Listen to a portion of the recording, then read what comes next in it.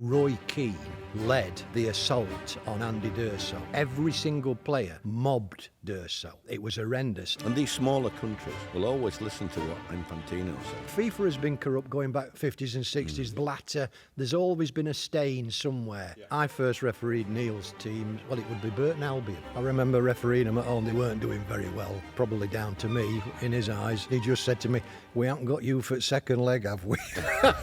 This is Midnight 1 versus 1. Today, we have a football manager facing off with a referee. Neil Warnock versus Kevin Lynch, two absolute legends. How are you feeling about facing off? Very good, yeah. With the previous foe. Well, previous foe, yeah. When I look back anyhow, I think you can see why I've been disagreeing with so many of the modern referees. But Kevin and I mean, he cost me a few quid over the years. Every penny will earn, I'll tell you that. I first refereed Neil's team. Well, it would be Burton Albion back in the Northern Premier League. That was a tough league. I remember refereeing them at home, the semi-final of the League Cup. They weren't doing very well, probably down to me in his eyes. And I was stood near the dugouts and he just said to me, "We haven't got you for second leg, have we?" Hey, we won it.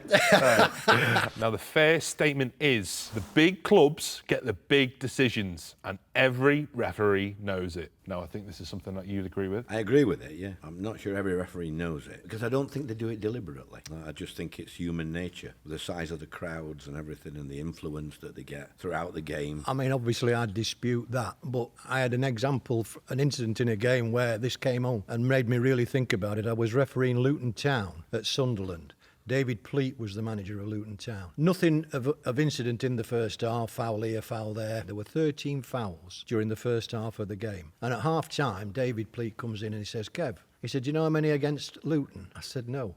He says, 11. Now, he says, "Is that a coincidence that you've penalised my team 11 times and Sunderland only twice?"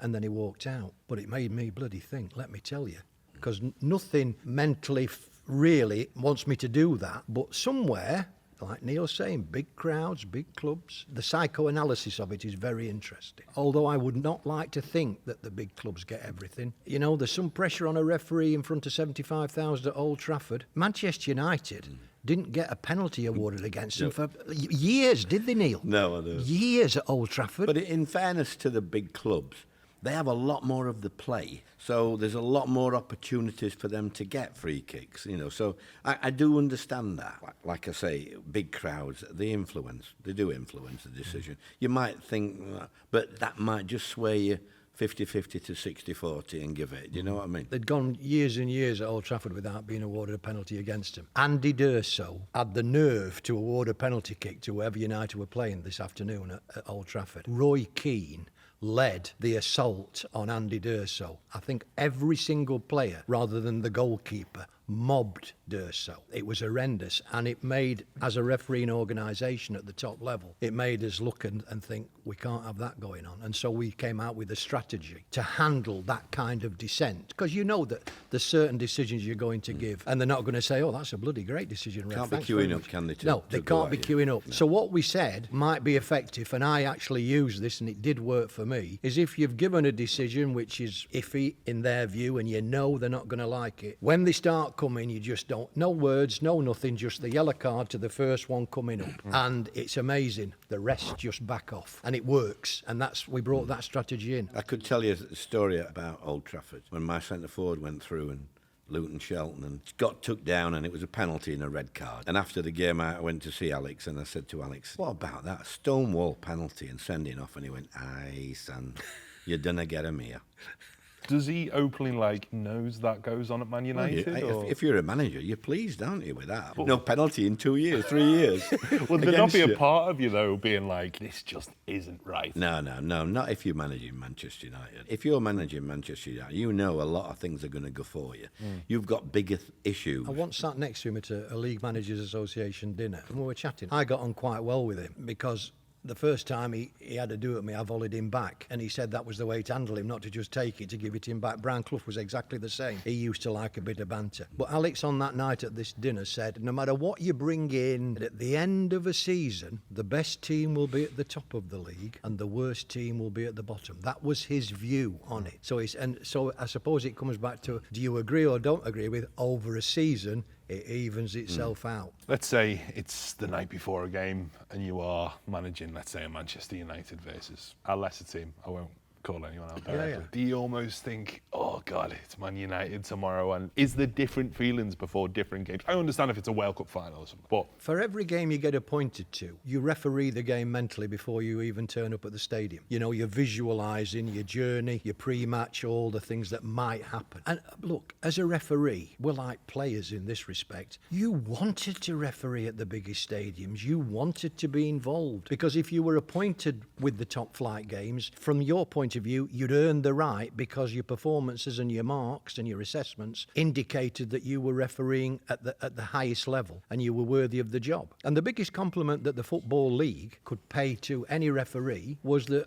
they said to you, Kev, and they said it to me, and I'm not blowing my own trumpet, but this was a fact. They said, Kev, the Football League are happy to appoint you to any game on their calendar. And I think that is the biggest accolade you can get as a referee, that the league that you're appointed to, in this case the EFL, were happy to give you any game in their calendar. Yeah. And if you got that game, you just look forward to it. And what you did also, you thought, Christ, I hope nothing goes wrong. I hope there's no controversy. I hope it goes quietly for me. now I know obviously both of you agree on you should probably scrap VAR. But would VAR have helped in those moments? Well, VAR will always help, but only to a certain extent. I have to say I'm glad I refereed without it. I really am. I'll tell you one of the issues I've got with VAR. You know, they're all mic'd up now, the referees, assistant referees. They sometimes release that, don't they? Bloody, the referee never shuts up. Penalty, I'm going into the penalty area. It's a chance of a dog so, keep. Oh, no, he's played, it's corner, give a throw in. I couldn't have done that. I had all on bloody breathing Like when an I were auctioneer. refereeing. What's going on here? The premise of VAR is okay if we use it properly. Before VAR, cricket had got their DR, right? Rugby union were using it tremendously effectively and still do, as do rugby league. Yeah. And why didn't we approach those games and sports and say, right, can we have a chat? And then we'd have come up with a hybrid of a bit of that, that's good, a bit of that, bit of that, bit of that. But because we've got massive egos in the referees department of the Football Association, one whose name I won't mention, it's come out now and we're re-refereeing games. Yeah, we are. How can it, Neil, how can it be right when a player scores a goal? Nobody bloody celebrates, do they? No. And It's the worst thing It's in that shocking. respect. I mean, you saw the Chelsea goal, disallowed Yeah. goal, didn't you? No, well, not disallowed goal. What should have been offside at Cardiff. So I wanted it to come in, but I wouldn't have enjoyed it now as a manager. I mean, you cannot run 20 yards and thump the air now when you score a goal because you don't know what's going on. We didn't bring VAR in to referee games. Some of the referees now, they come out against a decision and they give it one way knowing that if it's wrong, VAR will intercept. Yeah. So it's making certain referees lazy. Yeah. Instead of making their decision and then VAR, is it a clear and obvious error? Get on with it. I think it's making people lazy now and almost refereeing the game. Yeah. You know, I mean, why have referees if we're going to carry on like this? Why not just have computers? I feel like some of the wording that's used as well, clear and obvious. It's almost like, how do you define clear and obvious? Now, if you were a referee now, and let's say VAR is in the game, would you go up and if you saw that, again, if you thought you made the right decision, would you have gone, no, I know what's best, this is what I saw, this is how it is? Well, this is very interesting because you are in the realms here of, on occasions, committing professional suicide. Because just think about it. I've given a penalty, for example. I'm quite happy. Boom, that's a penalty. And I've got him here. We're just having a look at it, Kev, on VAR. And a minute or so later, they come back, Kev, you better go and have a look at this, right? So I go to the screen, and when I start that walk from the penalty area, I've still got it's a penalty. Now, I've got a VAR, an assistant VAR, and an assistant to the assistant VAR. We've also got the backup room now Right, as well. okay. Looking at this incident 7, 8, 9 times, it slowed down and all the job lot. And they're saying to me, Kev, you need to take a look, which basically means it's into penalty, Lynchy. You need to overturn it. Well, I ain't got the bollocks big enough to say, no, I'm sticking to that. And we had, towards the end of the season, Michael Salisbury, one of our junior referees on the Premier League, don't get too many games, but he got one, and he did exactly what I didn't do. He said, no, I'm sticking to my decision. Did I? And the following morning, Howard Webb, in charge of the referees, came out publicly and said, He shouldn't have done that. He's got it wrong. So it's, you know... And he won't get another tough game again. Well, they take him out. There's no big thing about it, but if you drop a bollock in the Premier League, you can button down that you're going to be in either Championship or Division 1 the following week.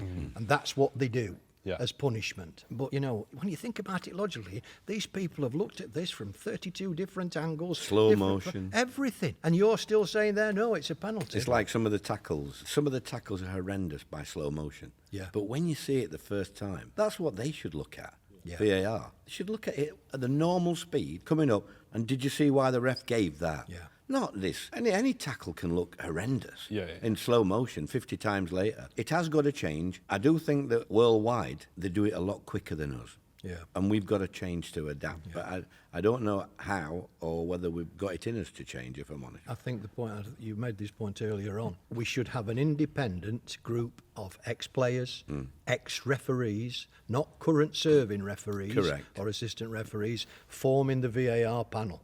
Because if you're a Premier League referee and you've got VAR duty, and for example the referee is Michael Oliver, arguably one of the best referees certainly in this country, perhaps in the whole of the world, and he makes a decision on the pitch and you're looking at thinking, bloody hell, I'm not sure. And Paul about Turner's that. in the other office thinking it's a foul.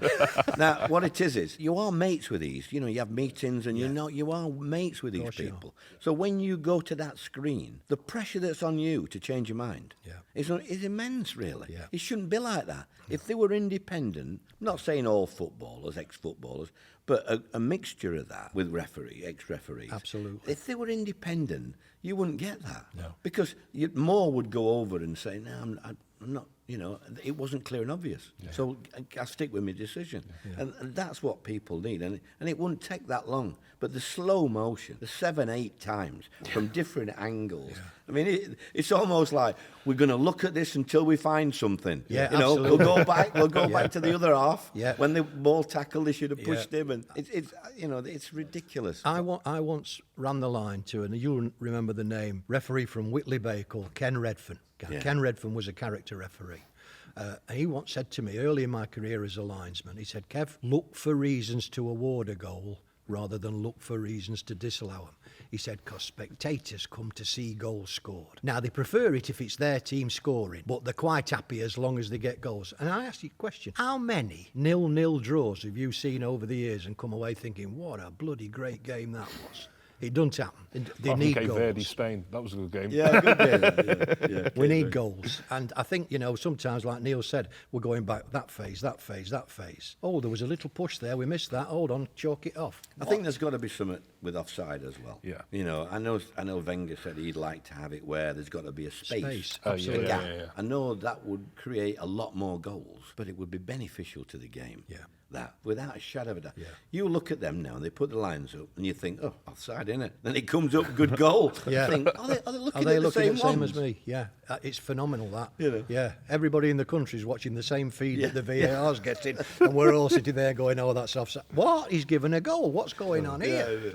Now let's move on to our second point. One for you, Kevin. You believe that referees should socialise with managers, and you think it builds that relationship. Yeah. And maybe not something that you might agree as No, much. I disagree.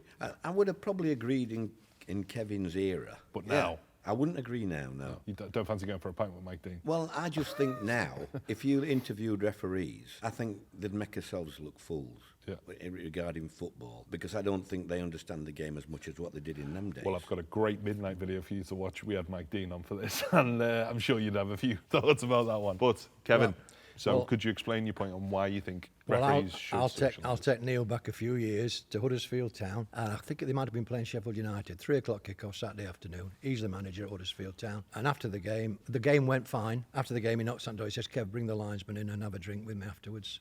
Remember, Sharon, you were all there in your office. We went in. Must have been 5:30. I left his office at 9:20, and I'm sure on that evening we both learnt from each other, because that's where. As a referee who never played at any status, at any level, I can learn about playing and players. And I'm sure Neil could learn a bit, although he's not admitted it yet, but he was a qualified referee, as well as his dad. He was a qualified referee. When he was managing, must have been Burton or somewhere, we got on very well. I was living just outside Lincoln. Do you remember that And night? I had a game there, didn't I? Yeah, and he I came did. and spoke at Lincoln Referee Society. Came and gave a lovely talk because, and all the referees in the room learnt because you're seeing the perspective of the manager, and it's of course, it's a valid perspective. And what you're hoping is that the manager is seeing where we're coming from at the same time. What I'm saying is, I don't believe the current group of referees. Oh, there's one or two exceptions. I don't think they are like the group that Kevin's talking about now, because I think they had more common sense.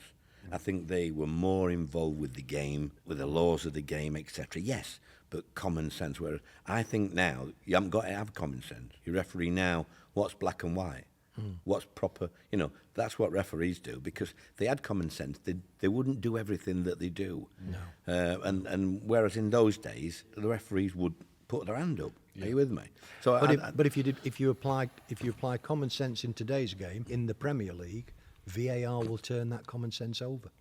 it would. It will turn it over. Yeah, it would. Now, obviously, I'm assuming you've met with a couple of the current Oh, Premier yeah. League. Well, do you agree with Neil in that sense that maybe they wouldn't get on as much? Well, or? I don't think they're encouraged to have communication. I mean, there's a time in every referee's career where you do a game and the last thing you're going to do is go and have a drink with the manager. All you want to do is get showered and get away, right? But there are other times when, all right, you might have had the odd little bit of disagreement on a decision, but you feel comfortable and confident enough to go and have a chat. Yeah. Now, when I was refereeing, the Football League banned referees going into managers' offices after they the did, game. yeah. I flaunted that. No, I'm not. I'm going in. I wouldn't accept that, and I got one or two bollockings from the Football League for doing it. But I believed if a manager was to invite me in his office afterwards for a drink and a chat, it was churlish of me to turn it down. You know the time he's on about when he came in at Huddersfield, Sheffield United. We didn't win. No. We didn't win the game. So it wasn't a matter of getting him in because he's done well for us. How did he do in the game? Well, he pretty much every time I had Kevin, you knew that he was involved with the players as well as the laws. Yeah. That's the only reason I could explain it. Yeah, it's a good one, that. As I like Howard that. Webb is. You know, he surprises me at times, Howard, that he does disagree about certain things because he's got to do. Yeah. But Howard used to talk to you. Yeah. And you used to be able to have a good talk with him and that. And so it is a shame that common sense has gone out the window now for laws of the game. If you take as a gimme that all referees who get to the highest level know the laws inside out, right? Then what differentiates the good ones from the average ones is player management and communication. That's absolutely critical. When was the last time you saw a Premier League referee have a bit of a banter and a joke and a smile with a player? Doesn't happen. Never. Doesn't happen. No. In my day, we were always having a bit know. of crack, and the language could be quite rich at Yeah. times. It was never abusive. It was just the language of the workplace, and that's how you got through. And it always makes me smile. I bump into former players now who are refereed who call me from a pig to a dog on the day, and then they say, "Oh, Lynchy, fucking hell, you were the best we ever had." They don't make them like you these days. It's lovely, because you had the crack. You had the crack with them, And I had a very good relationship with Neil, very good. We fell out on occasions, but overall, and I've never heard anybody just describe the way you've described, and I have to say thank you very much for that, because I take that as a compliment. I like to become involved with the game. My view on refereeing was someone said to me, "You must have loved football to be a referee." I said, "Oh, you must be joking." I loved refereeing because some of the football I had to referee was shocking, right? But I loved the art of refereeing because I believed that if you could put on a performance that enhanced the end product by playing a good advantage, by letting players know that and not reaching for the card straight away, little things like that, you enhanced the quality of the game. That was my view. I remember as a kid, my dad refereed. He was Class 1, a good referee. I remember going to a place called Retford Town one day with him, down the side of a river, and I watched him referee. And he got a bit of a stick here and there. And he used to say to me, "You're going to get problems like that when you referee, but you've got to overcome." He used to deal with it, and he'd swear at players. Right. And I used to say to him, "Dad, why don't you get to the top like these other referees?" And he used to say to me, "Because I don't sell enough raffle tickets." when they go to Referees Association dinner. And I know it sounds silly, but I bet there's something in that. You know, he didn't suck up to them at the top. He was himself, and because of the way he refereed, are you with me? Yeah. Well, the fact of the matter is, I've always believed this. Some of the best referees never get past the local parks like your dad because they don't have the right game at the right time. Because anybody who's made the way up and got to the top, somewhere in that ladder, there's been a little bit of luck that's been offered you. Some referees don't take it and still stay at the bottom. Other referees go, woof, I'm having this. And that happened to me, and Neil might remember this. 1989, I'm still on the line. I get appointed to run the line, quarter-final FA Cup, Queen's Park Rangers, Liverpool at Loftus Road. Now, this is before wall-to-wall coverage from Sky, so the BBC covered the FA Cup. They moved the game to the Sunday afternoon, 3:25 kickoff, right? Referee Brian Hill from Kettering. Remember Brian? Yeah. Great referee, FIFA referee. He's the referee, I'm on one of the line. And I was what they call senior linesman. Because if anything happened to Brian, he went down injured, I come off. And before the game, John Motson was commentating for the BBC. He came in, he said, Brian, just on the off chance that you got injured, what happened? So he says, Lynch will take over, he's senior line. He'll take over, fourth official will come on the line and we carry on. And you think, yeah, I've heard this time and time again. 29 minutes into the game, QPR scored the first goal, right? And as we're all moving back and I'm moving back towards, because it's a good goal. Brian Hill's not going back to the centre, he's coming towards me. And I'm thinking, hello, what's going on here? And someone had trod on his foot and tweaked his metatarsal and he couldn't carry on. He says, you're taking over. So I refereed. How did you feel when that Wow. happened? Well, they said you weren't particularly mobile, Kev, for the first 5 minutes after you took over. I said, well, if you've tried to run with pinching the cheeks of your arse together to stop from shitting yourself, you'll know exactly what I'm talking about. But I refereed an hour live on BBC One of the quarter-final of the FA Cup. Wow. Now, it could have gone either way. From my point of view, it went so well that with 5 minutes left to play, ball went out to play for a throw-in, and I looked round, I thought, it's a fucking piece of piss, this. What's all the bloody going on here? Piece of piss. And the follow-up to that is it did go well. Dalglish, manager at Liverpool, on the Monday morning, because they drew 2-2 and they replayed at Anfield on the Wednesday night, on the Monday morning, Kenny rang the FA up and said, we want Lynchy to referee the replay. Same ref. I said, no. They said, not way it works, Kenny, he's only a linesman. We put another referee on. But that was, again, another accolade, I thought. And I've often reminded when I see him. But the people that he spoke to will remember. And that's why they'll have promoted him. Are you with me? Yeah. Because you don't get people like Dalglish saying good things about referees without them being good. But that's the look. That's the bit of luck. Yeah. It is, for sure. Yeah. And managers need it in their careers as well. Everybody needs that little bit of luck. And you take it with both hands and you think, thank God. Right, okay then. So on the point of socialising, so obviously you take the view, not nowadays. Well, listen, in the olden days, I wouldn't have minded Lynchy and a few others talking to me after in the office. Yeah. But I think now, when I meet these Premier League referees now, I think they're so bland, personality-wise. Yeah. I don't think I'd want them in my office. Yeah. Less human, almost. Yeah. They might as well go and speak to have a computer somewhere. Go and talk to a computer somewhere. When Bolton Wanderers had that period of flitting between the Premier League and the Championship, when Sam was there, they were up and down. The secretary was a fellow called Des McBain. And I went, they'd been in the Premier League, so I go the following season, they're back in the Championship. I said, you must be really disappointed, Des, not to be in the Premier League. Oh, no, says Kev, it's brilliant, he said. We've not had to increase the size of the referee's dressing room door for them to get their egos in. and he was serious. He said the egos that some of these people carry around with them. Graham Paul, God help us. I remember one ref that I went in his room before, because you had to hand a team sheet in at one stage. And I remember one ref, he was more concerned looking in mirror, and he got a tan, and he obviously put fake tan on. And I'm thinking, bloody hellfire. But listen, hey-ho, whatever. So the next point is no manager should ever be charged by the FA for saying what he thinks about an official. Again, it's the level of abuse, isn't it? That's what we've got to be careful about. Where's the line? Yeah, where is the line? There are some guys at the FA, by the way, that is their job. Looking every week. I can't remember what they call him now, the guy at the FA. I used to have my own room there. And everything, he'd be looking in every paper, quotes that the manager had said. And that's where they'd charge you, you know. And I said earlier, didn't I, about when I was at Palace, Dan, he did a file with Craig Pawson, got booked. And then Terry did a worse tackle. Put his arm round Craig and he went, blanter, blah, blah, blah. Never booked him at all. And I said after, if that were one of my lads, he'd get booked. Yeah. And that cost me thousands. That's all I said. If it was one of my lads, I'd get bugged. Because I'm insinuating, not bias, what's the word? I'm insinuating that he is... That's probably biased. Biased, yeah, probably, yeah. biased. Yeah. He's a bigger He's team. applying the laws Not a neutral. differently. Yeah. I think as well, Neil, that after every professional football match in this country, the referee should come out and speak to the press and not plead the Fifth Amendment.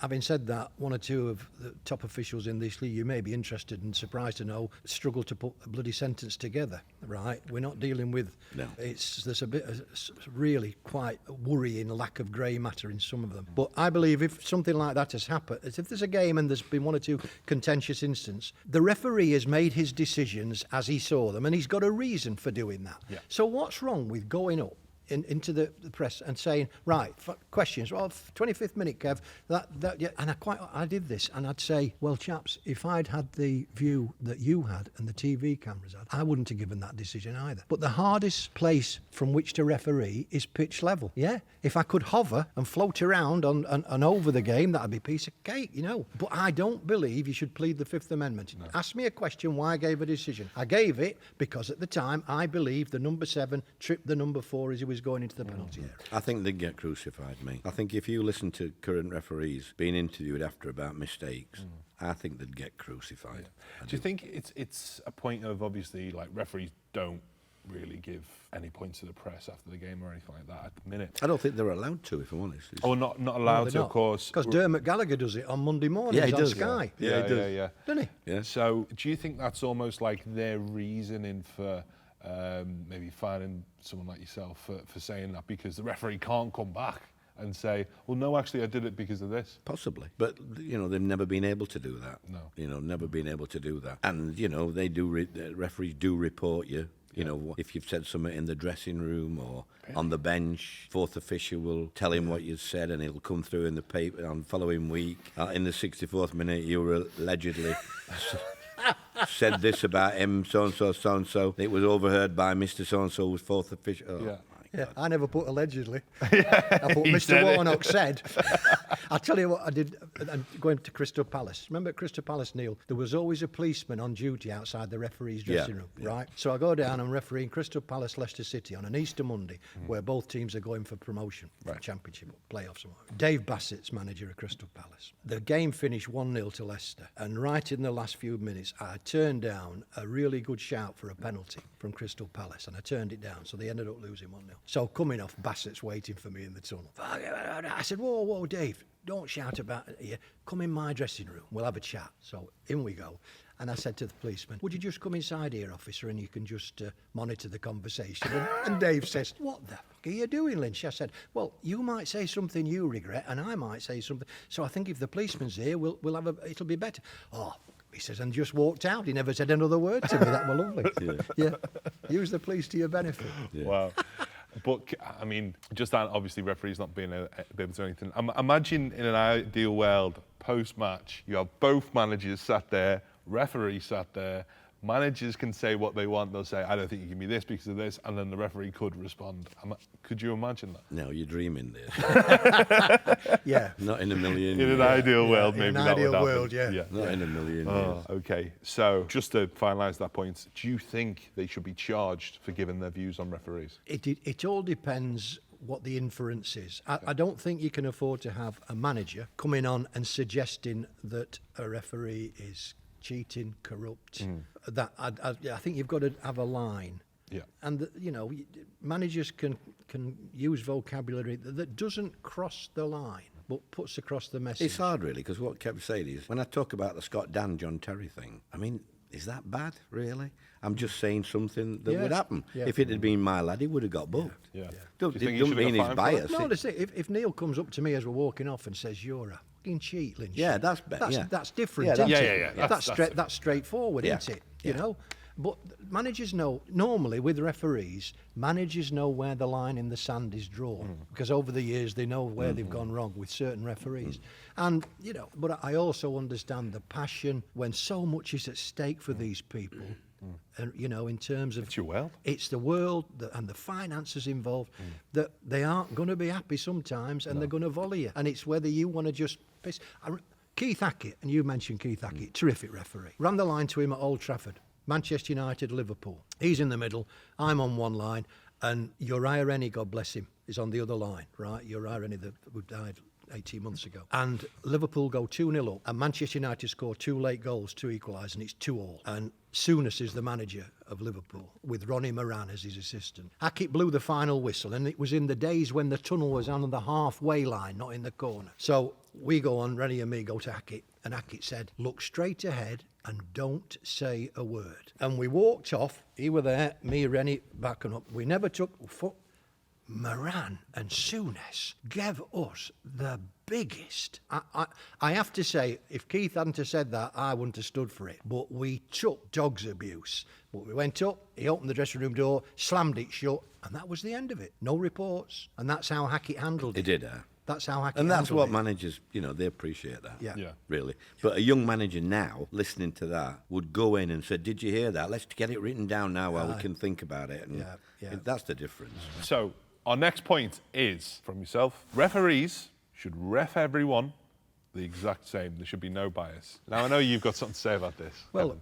it's a story that, and I've taken abuse on social media for telling this story, but this is how I handled a situation, and it involves Ian Wright. And Ian Wright, when I crossed swords with him, was in the twilight of his career. He was on loan from Burnley to Nottingham Forest, and I get to officiate a referee Nottingham Forest against Walsall towards the end of the season, Championship. Nothing at stake, but because Ian Wright's playing, full house at the City Ground. And I know they've come to watch him because he's a bloody great goal scorer. And the first time I'd refereed him, and he was a real challenge to referee. And I could quite easily, because he wasn't messing about with his language, I could quite easily have gone, no more, Ian, yellow there. And I've no doubt he'd have come back and chibbled me. And I'm thinking, bloody hell, people have come to what?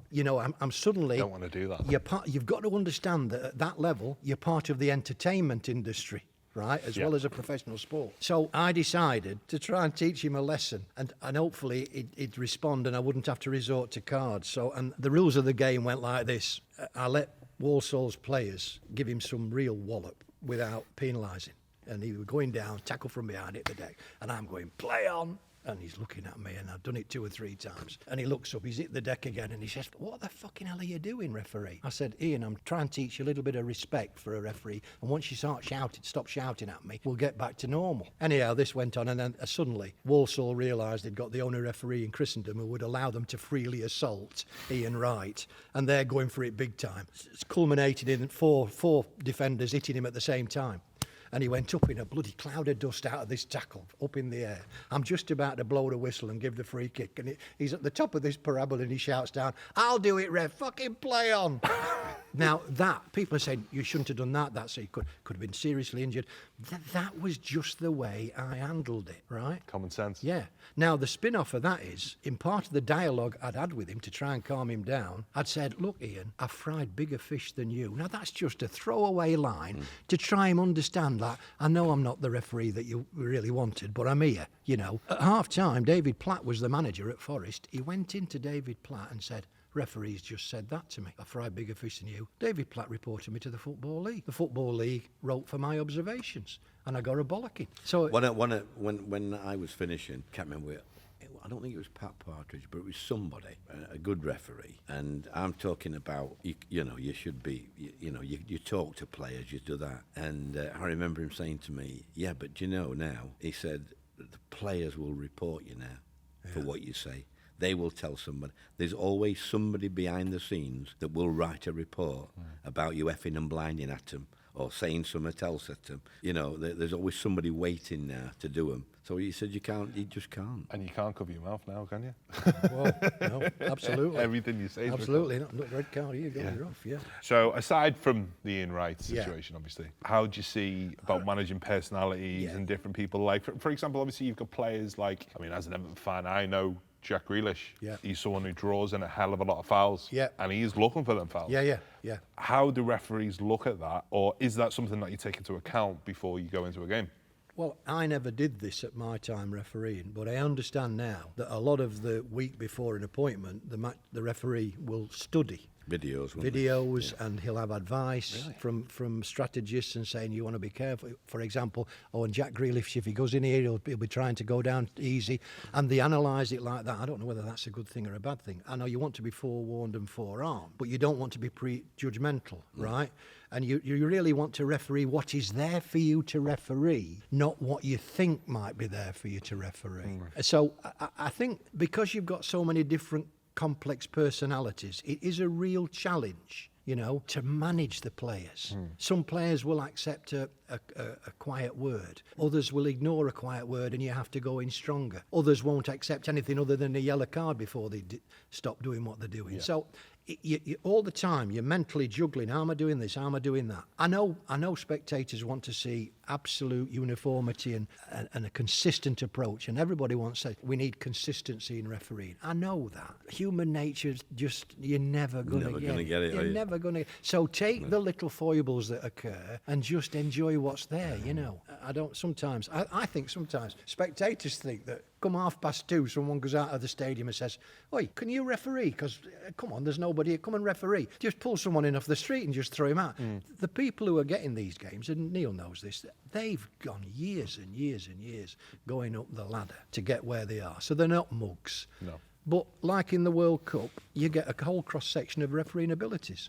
I've got an interesting theory about the World Cup refereeing, because you know that each member association from out the world nominates a referee, and the Somalian's quite unlucky because he can't even get in the bloody country. But my view is that when we have a World Cup, we should select the 70 best referees in the world, irrespective from where they come, right? So it just so happens that 5 are coming from Italy, and 4 from France, and 3 from England, and what have you, and there's none from Somalia, and there's none from Guantanamo Bay or whatever. Because what worries me is you get a referee from these minor countries who've got a FIFA badge because they're refereeing in there, but their country's top football will be like Doncaster and District Sunday League Division 6. Yeah. And they come over, and then someone says, "Oh, you're doing Netherlands, Spain," and they don't know what the bloody hell's happening. So, and I just think we ought to just get the best referees there, and I think that would improve the overall end product. And there were certain instances I looked at. Some of the refereeing techniques, you wouldn't see European referees doing it. Like when players are getting involved, you stand back and observe, and then you go, "I'm having him, I'm having him, I'm having him." You saw instances of little referees from Somalia or Egypt or somewhere. They're getting in and pushing and shoving. Yeah. And next thing is someone will give them a dig and they'll be on the deck, you know, but that's what happens. So I just an aside on the World Cup. But you're always going to get a cross-section. You get some good referees, some average referees, and some very good referees. How are they actually... So I was interested, I saw obviously in the France semi-final, obviously France being a team who just played Argentina at the 2022 World Cup, and they had a full Argentinian team of referees on that game. How are they chosen? Well, Kalina heads up the FIFA refereeing committee, and he's assisted by all sorts of people who are top of the job in the various associations. Yeah. And every game has, you know, an independent assessor, probably even 2, looking at the performance. And then you can't just appoint on performance because the geography of the thing doesn't work. So you've got like 2 South American teams. You're probably not going to appoint South American. So it's difficult, but they try and give it. I thought Vincic, who got the final, I thought he would get the final when it was obvious that the English boys were going home because of England's involvement at the semi-final. I thought Vincic would get it, and I thought he did okay. But that was a dreadful game to referee. If you've got the World Cup final as the referee, not seen one like that. The pinnacle of your career. I mean, to be fair, it was a horrible game, wasn't it? If you ask me about it, I think you've also got to bring in that, you know, if you're in America, then obviously you realise that Donald Trump's got the last say, don't you? I mean, as long as you accept that as a referee, you know, so Infantino, or whatever they call him, you know, as long as he speaks to Donald and gets his okay, and things like that, I mean, it's ridiculous, isn't it? I mean, what was... I'd like to hear both of your thoughts on the Balogun incident. when it was rescinded. But you don't- Oh, sorry, delayed for a year. You don't need our thoughts, really, do you? It's just a joke. I mean, It's a everybody joke. in the world. It's a joke. In what situation is that okay? Like, It's not. Like, It if you want actually- to see bias, It was actually there's bias for you. actually detrimental to USA. Yeah. That because I think they were embarrassed. The team. Well, he's got all sorts of grief coming up, Infantino, with this thing he's come out with about the Selling it off. selling it off. And the head of UEFA, who's Seferin from Russia, he boycotted the final because he wouldn't go because of the Balagun incident. He wouldn't have anything. So there's politics. FIFA has been corrupt going back. João Havelange from Brazil back in the 50s and 60s. They've all had Blatter. There's always been a stain somewhere. Yeah. And these smaller countries will always listen to what Infantino says, because if they're going to get 20 million because their sponsors paying that sort of money, they're not going to get it anywhere else. Like Kev said, they only have crowds of about 3,000, some of these countries, in their home. So they're not going to turn down substantial money. 40 are they? mil- course I they're not. believe it's 40 million if they agree immediately, Yeah. and then if they don't do that, then it's 10 mil. Yeah, you're not And it's getting like, as much, how boys. can you? That is such clear it is. bribery, but. It is a piece of work, Infantino, for sure. Okay, let's lead on to our final point. Shouting at a referee should never be a yellow card. Now, as someone who's obviously shouted at a referee, No, I think it all depends on what you say, in the way you say it. Yeah. If you called him an effing cheat, like Kevin just said, it's a red card, off you go. I understand that. But if you're shouting about a tackle or something like that and you scream, I don't think that should be a yellow card. To be fair, the referee sometimes is put in a position by his fourth official, really. To come over and, show him the card or what have you. Whereas a lot of, in his time, in Kevin's time, they did it themselves, the referee. They knew what were happening. And if they thought it were right to come over, they'd come over and say, calm down, Neil, for God's sake. I don't want Bit of a warning I don't first. want to put you in the book. Yeah, and it don't happen now. No. Sad, really. I've got another story. I don't know whether you remember this, Neil. It must have been Burton Albion again. You were playing at Gould Town, Northern Premier League, and the technical areas on the side of the field were separated by a fair distance between them. They were not tight. And because I'm operating my assistant referees or linesmen, as they were in those, on outside rights, it meant in front of his dugout there was no linesman, right? And I'm thinking, I'm not so sure about this, because Neil's thinking, there's nobody here, I can have a go. And he was, and I'm thinking, so, right, you're thinking outside the box. I don't know if you remember this. I stopped the game and I switched the linesman. So I'll bring the linesman from the outside right to outside left, and he's now right in front of Neil. And as he's going across, I said, just chat to him. It's nothing daft, just chat to him, that's all. And we saved a confrontational situation by just thinking outside I the box. enjoyed it more when the linesman was in front of us. Me. Because you knew it was going Yeah, to little things. Yeah, about his offsides or, we're not in London here, no we? Yeah, it's there's a few things about that. Yeah, there's a but book- in general, I think we've covered it there, haven't we? Yeah. I think so, yeah. So unless it's outrageous. Yeah, I mean, you see, it all depends how sensitive as a referee you are. I've had a manager, right, wait for me at the tunnel going off, shake my hand, look me in the eye and say, another amusing display, Mr. Lynch. Now that, in fairness, rags me more than saying, you twat, what are you doing? But I thought, that's very clever, very sarcastic, and I didn't take any action. But certain cute managers can come out with that have as much impact, and they know that they're not going to get any disciplinary action thrown at them. Yeah. But you don't go looking for trouble, do you? No. Neither of us went looking for trouble. But some managers get away with murder. Oh, why? That's all. That's human nature again. I remember when I can't remember which club I was, and we were playing Hartlepool, and Mike Riley was the referee, right? Who ended up running the referees, and he was so bad. And I waited for him, and I went to the dressing room to speak to him, and he'd scarpered, and they were going across the pitch. I ran after him into the car park, mate, and said, "Hey, can I have a word? I've come to look at you." You said 20 minutes, but he'd scarpered him. He knew how bad he was. Gosh. And they ended up running it.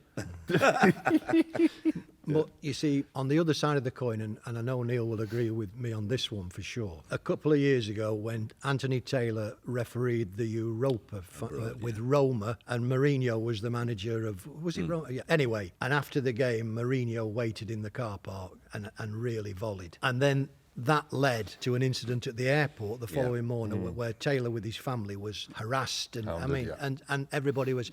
Mourinho really triggered that because the supporters see the manager doing that and they think, oh right, we'll be in for this, we'll support him on it. So it was out of order. Out of order. It was. Of order. He should have got done for that. Yeah. And the thing about him, it's sad that he's called it a day, because he's a good referee, Anthony Taylor. He's a good And it's sad that you're going to lose one of the best referees that we've got in the country. And just as a follow-on from that, and I'll be interested just to hear Neil's view. When I was coming through the ranks, you ran the line on a league and then you refereed on it. Then you got up to the next league as a linesman, then you refereed, and eventually you got to the Football League line and then you refereed on the Football League line. Now, in that process, there comes a time where referees are being asked to make a decision. Do you want to be a referee or do you want to be an assistant referee? And whatever decision you make at that time stays with you, right? Now, I think this is ludicrous. It's been going on for years. I didn't know that. And so, if you look at the Premier League, we've got some you look at Premier League games, some of the assistants, you'll look at them and think, I bet he's a bloody good referee and big lad, you know. Oh, he's not refereeing at all. He's just running the line, picking 1,250 quid up for keeping his flag down. Easy money. And some referees now get the same linesman, don't they? Oh, yeah. They have they the work same as linesman teams. every week. They work now. as teams. Yeah. But when we're looking at the throughput of referees coming through, I work at Sheffield United during the season. I host the Tony Curry Suite. So over the last 5 years, I've seen a lot of Championship and one season of Premier League games. I'm telling you now, Neil, there is nothing coming through, anything like the quality that we need to replace the likes of Taylor or Oliver when he goes. Nothing. No, I know. It's just a joke. It's just a joke. You look at lower divisions now, when I look at them, I think, wow. I feel sorry for the coaches at times. I used to ring Alan Wiley up, and, he cost me a few quid as well over the years, Alan. But I used to ring him up saying I was sorry, because some of these referees you can't coach. They just haven't got it in them, really. Yeah. So it's hard, really. It must be hard, because they've got to push forward people to end up in the Premier League. Yeah. And is it a problem that these sorts of candidates are choosing assistant refereeing over being a proper referee? And then just because maybe it's the path of least resistance? Well, I think and that's... being out the spotlight? I think you're absolutely right on that, you know. And you're less likely to lose your position as an assistant referee than you are as a referee. Mm-hmm. But my grandson, when he was 14 2 years ago, Oscar came to me and said, Papa, I'm going to become a referee. I never encouraged my own son or my two grandsons, never encouraged them to become referees. He said, I want to become a referee. So I said, why do you want to become a referee, Oscar? He said, I want to be like you. I said, no, you don't. You want to be a good referee, Oscar, not a mediocre referee like I was. But he took his exam at 14. He can only referee his own age group or below until he gets to 16. He was 16 in January, and now he's doing men's adult football. And he's got tremendous prospects, right? And I've said to him, Oscar, if you want this can be a full-time career. Right? Because he's tall, he's slim, he's athletic, he's got a full head of hair, carries no weight, wonderful, everything that I didn't have. And when we said about the most important thing, I tell him, on the day, you are the most important person on that football pitch, because nothing happens on there without your authority. And with that responsibility, you've got to take that and be aware that the power needs applying responsibly. Yeah? Because you're there to help at local level and the parks. You're there to help the lads enjoy the game. You almost want to be the most important man on the pitch, but the least memorable. Absolutely. I used to love refereeing, me. I used to do it on a Sunday. I mean, now it's like a warm down. Yeah. You're in for a warm down. I used to referee on a Sunday in Sheffield, and they used to have this team, the toughest team I've ever, Arbothornier, they called them. And they're all out at pub. They used to kick hell out of everybody, them. And I had them one morning, I never forget. And I was on park there, and they were giving me so much abuse. And I remember they had this lad, number 6, and he was regarded as the hardest man in the league. Right. And I pulled him towards me, and I swore at him. And I told him what I was going to do. And I say, and I told him in my own way. And he must have gone back.